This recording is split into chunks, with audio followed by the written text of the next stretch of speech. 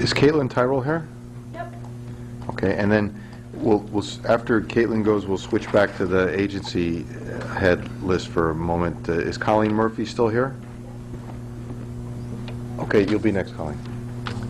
Good evening. My name is Caitlin Tyrell. I am a member of the Yukon community. I'm from Vernon, Connecticut originally, and I'm also a member of our Yukon SSDP chapter. I'd like to thank you for your time this evening.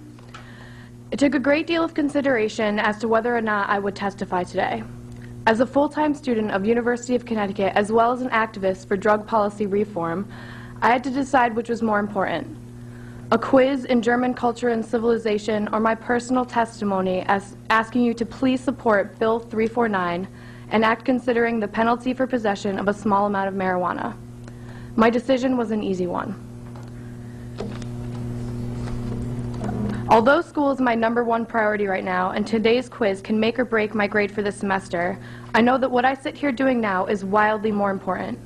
I sit here in defense of every student who has been stripped of their right to higher education because of a marijuana possession conviction.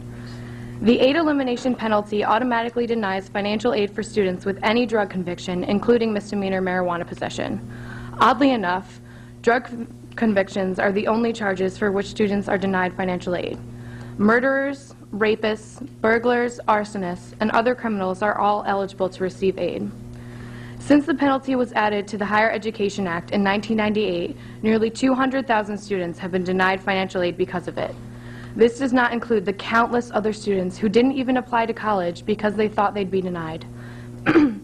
If Bill 349 is passed, the dilemma of the aid elimination penalty will be reduced because students will not be officially convicted of marijuana possession and therefore get to stay in school while still feeling the penalty of the fine.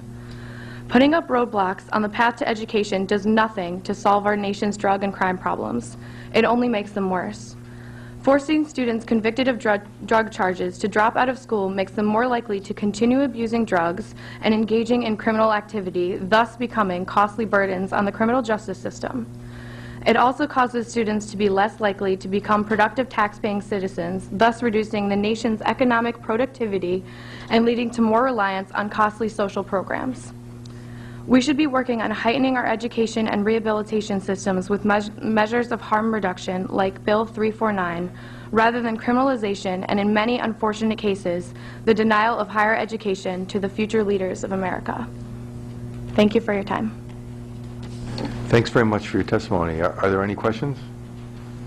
If not, thank you very much.